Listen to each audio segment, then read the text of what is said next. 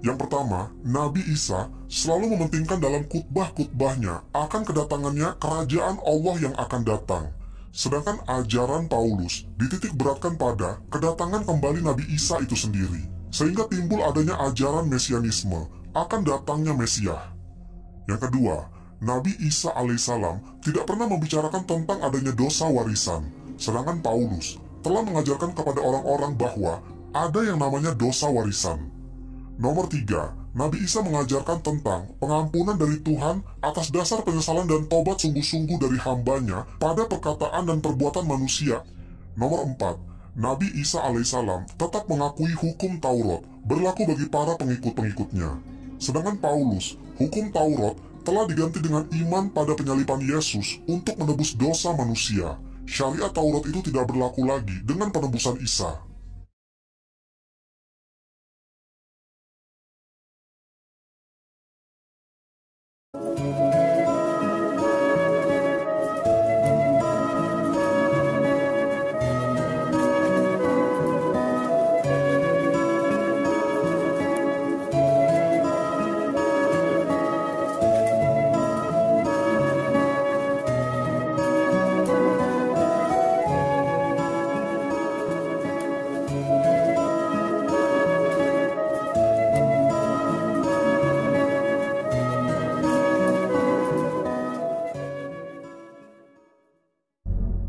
Jika kita melihat pada hari ini, tokoh yang paling berperan dalam agama Nasrani sejak semula perkembangannya yang ajarannya telah jauh dari apa yang diajarkan oleh Nabi Isa alaihissalam adalah Paulus. Bahkan apa yang dinamakan agama Masehi atau Nasrani akan lebih tepat jika dinamakan Paulisme atau agama Paulus. Paulus telah melakukan perannya dengan baik dalam agama ini, sehingga bisa memasukkan semua ajarannya yang bersumber dari surat-suratnya ke dalam bagian dari fatwa dalam ajaran agama Nasrani. Dan sekarang semuanya terwujud. Semua doktrin-doktrin yang dipakai oleh agama Nasrani telah menggunakan doktrin dari Paulus. Seperti apakah doktrin dari Paulus itu? Dan siapakah Paulus?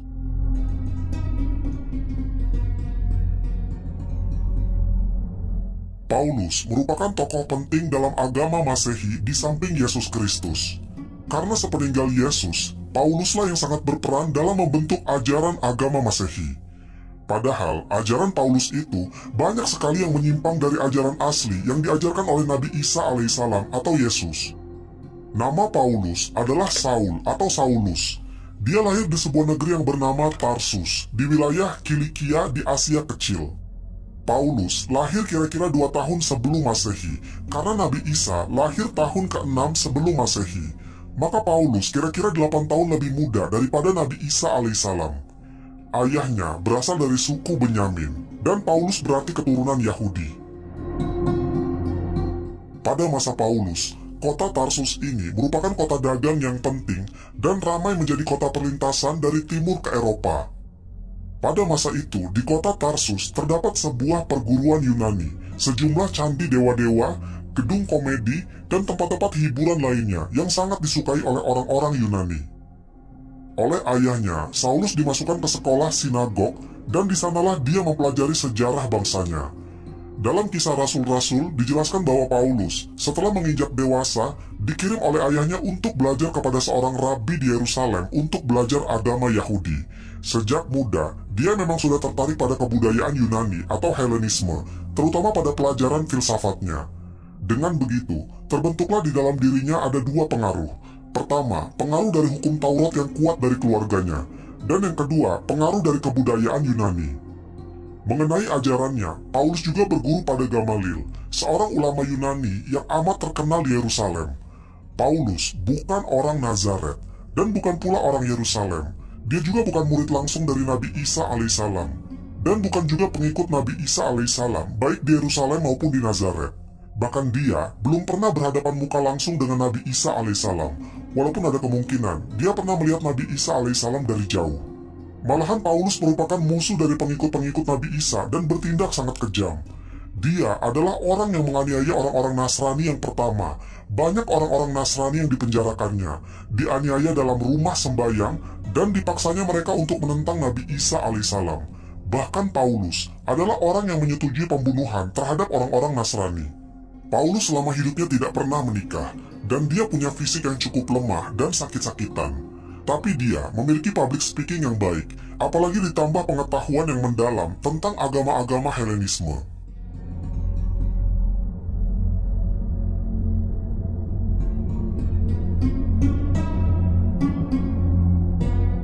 Mengenai masuknya Paulus ke dalam agama Nasrani, Lukas berkata, "Waktu Saul atau Paulus berada di dekat kota Damaskus, tiba-tiba memancar di sekitarnya cahaya dari langit turun ke bumi, dan dia mendengar suara itu berkata kepadanya, 'Saul, Saul, apakah sebabnya engkau aniaya aku?' Maka sahutnya, 'Siapakah engkau, Tuhan?' Maka cahaya itu berkata, 'Akulah Yesus yang engkau aniayakan.' Dia berkata dengan gemetar dan kagum, 'Hai Tuhan, apakah yang akan engkau perbuat?' Maka Tuhan berkata kepadanya, 'Bangunlah dan berpeganglah pada agama Masehi.'" Lukas berkata pada akhir ceritanya sebuah kata yang berarti yang mengubah muka sejarah itu. Semenjak itu, ia menyebarkan di dalam pergaulannya tentang Al-Masih dan mengajarkan bahwa Al-Masih anak Tuhan. Tetapi di samping cerita dari Lukas ini, banyak penyelidik berpendapat bahwa permusuhan antara Paulus terhadap agama Nasrani jelas mendesaknya dan menyebabkan masuknya ia ke dalam agama tersebut. Kemudian, Paulus memeranginya dengan senjata, yaitu senjata yang meruntuhkan dari dalam dengan merusak lambang-lambang dan menghapus corak-corak agama tersebut. Dia memasuki agama ini pada lehernya, hanyalah untuk dipergunakan sebagai senjata penikam. Dengan kecerdikannya, Paulus telah banyak merubah segala ajaran umat Nasrani yang kemudian menjadi agama yang jelas bertentangan dengan ajaran yang disampaikan oleh Nabi Isa alaihissalam. Perbuatan yang semacam ini banyak sekali terjadi dalam sejarah agama-agama yang lain.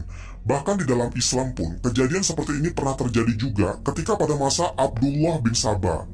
Dia mengembangkan ajaran perintisan Tuhan pada diri Sayyidina Ali yang akan menjadi inti dalam kepercayaan Syiah. Namun pikiran-pikiran Abdullah bin Sabah tidak dapat hidup dan tumbuh seperti hidup dan tumbuhnya pikiran Paulus. Karena Al-Quran dihafalkan dan ditulis, dan Al-Quran itu adalah penjaga yang sebaik-baiknya bagi agama Islam. Akan berbeda ceritanya dengan Alkitab atau Injil ketika Yesus yang telah hilang dalam pergolakan. Oleh karena itu, tidak ada lagi yang melindungi agama Masehi dari pukulan-pukulan yang kejam yang ditujukan kepadanya oleh musuh-musuhnya dari dalam dan dari luar. Oleh karena itu pula, robohlah agama Masehi Yesus, dan berdirilah di atas reruntuhan itu agama Masehi Paulus.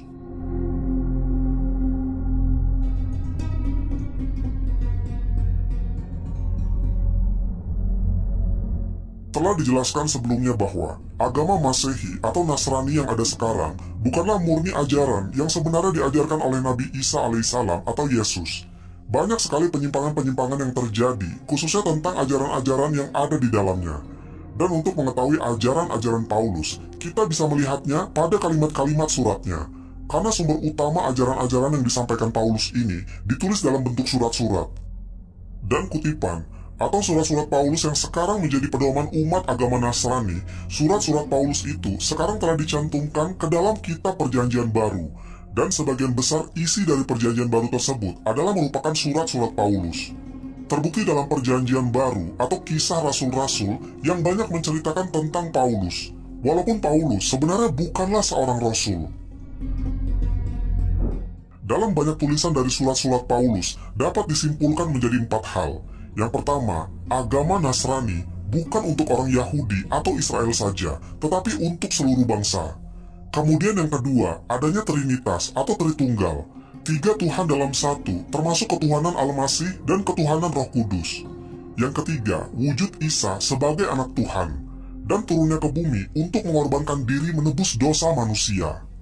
Lalu yang terakhir yang keempat, Isa bangkit dari alam mati dan naik ke langit, untuk duduk di kanan ayahnya atau Tuhan untuk memerintah manusia. Dan inilah ajaran-ajaran yang sekarang dipedomani oleh umat Masehi, dan sebagian besarnya bersumber dari Paulus. Karena itu, bisa dipastikan bahwa Nasrani yang sekarang benar-benar telah berubah menjadi agama Paulus. Karena pokok keyakinan dalam ajaran Paulus banyak menyimpang dari ajaran Yesus yang asli, Maka tidaklah aneh kalau terjadi pertikaian dengan beberapa orang pengikut Yesus yang lain, seperti Barnabas dan Petrus. Barnabas pergi meninggalkan Paulus, yang padahal mereka pernah bersama-sama pergi melakukan perjalanan bersama untuk berdakwah dan menyampaikan ajaran-ajaran Yesus kepada orang-orang. Namun di tengah perjalanan mereka, Barnabas meninggalkan Paulus. Barnabas memutuskan untuk berpisah dengan Paulus karena terjadi perbedaan keyakinan di antara keduanya. Barnabas menganggap bahwa Paulus telah melenceng jauh dari ketentuan-ketentuan Yesus. Dan akhirnya, karena mendapatkan banyak tentangan dari para murid-murid Yesus, Paulus akhirnya berdakwah di lingkungan orang asing, dan ini berlangsung pada tahun 60 Masehi. Pokok keyakinan dalam ajaran Paulus tersebut tersimpul dalam 7 doktrin, dan termuat di dalam himpunan surat-surat Paulus atau Paul's Epistle. Nomor 1, dosa warisan atau inherit sin. Karena nenek moyang manusia, yaitu Adam dan Hawa, telah berbuat dosa di sorga, maka turunannya mewarisi maut, yang sedianya akan tetap hidup kekal di dalam sorga. Nomor 2, anak Allah atau Son of God. Bahwa Allah Bapa di sorga itu mempunyai anak sulung yang terdahulu dari segala zaman, dan segalanya diciptakan melaluinya. Kemudian nomor 3, adanya inkarnasi, yang artinya anak sulung Allah yang terdahulu dari segala zaman itu telah menjelmakan dirinya di muka bumi melalui benih Daud, yaitu Yesus Kristus.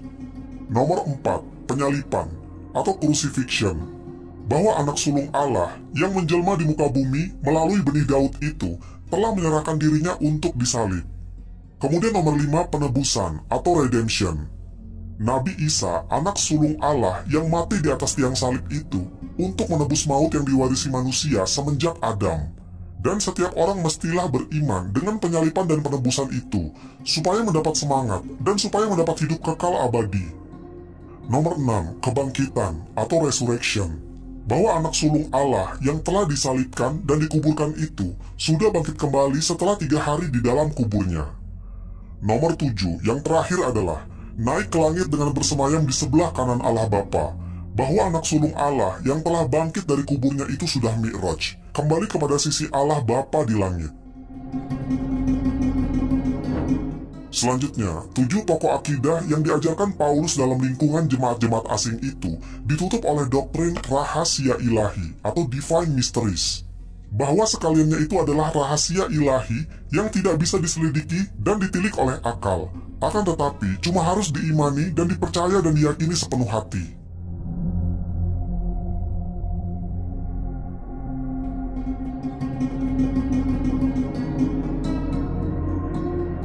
Di dalam Islam, Yesus adalah sosok yang sama dengan Nabi Isa alaihissalam. Isa bin Maryam, keponakan dari Nabi Zakaria, keduanya adalah sosok yang sama. Tentu seorang nabi mustahil untuk mengajarkan akidah bahwa Tuhan atau Allah itu memiliki bentuk, atau Tuhan memiliki anak. Tentu itu hal yang mustahil. Dan jika dilihat dari sudut pandang yang lain, jika Tuhan adalah Maha Perkasa, maka ketika Yesus menciptakan sebuah batu besar dan dia tidak bisa mengangkatnya, maka lunturlah sifat Maha Perkasa yang seharusnya ada pada sifat-sifat Tuhan.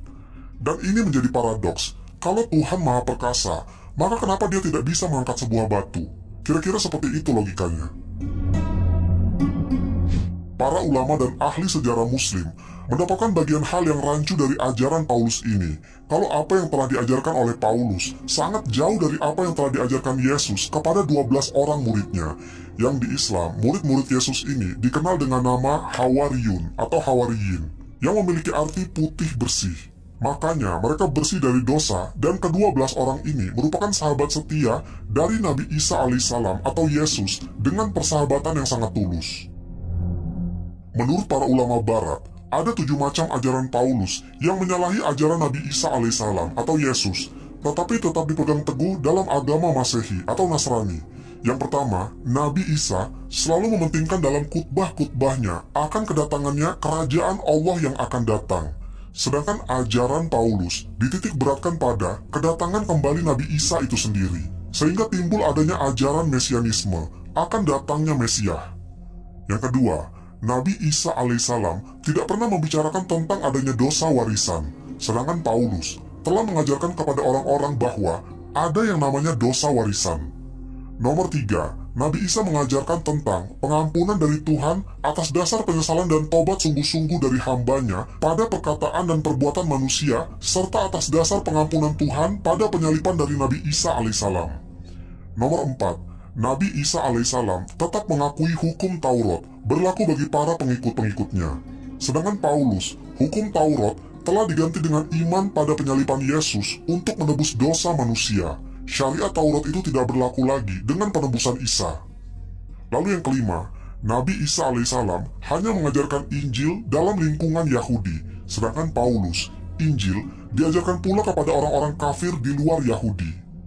Yang keenam, Nabi Isa alaihissalam mewajibkan pengikutnya meneruskan hukum Ibrahim tentang bersunat, sedangkan Paulus tidak mewajibkan bersunat. Yang terakhir yang ketujuh, Nabi Isa alaihissalam atau Yesus menyangkal dan menolak dirinya dipertuhankan di samping Tuhan yang Maha Esa.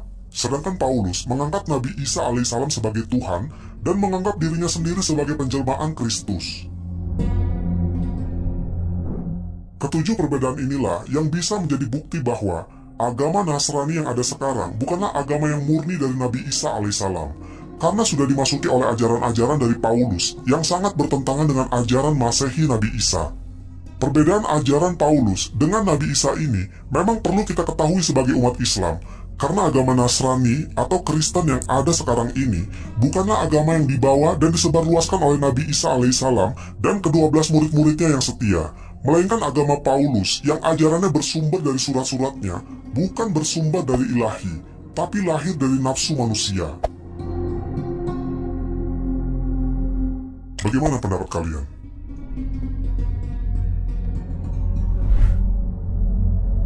Wallahu a'lam bishawab. Semoga kisah ini bermanfaat. Lebih dan kurangnya mohon dimaafkan. Yang benar datangnya dari Allah Subhanahu wa Ta'ala. Khilaf atau keliru itu datangnya dari saya pribadi sebagai manusia biasa.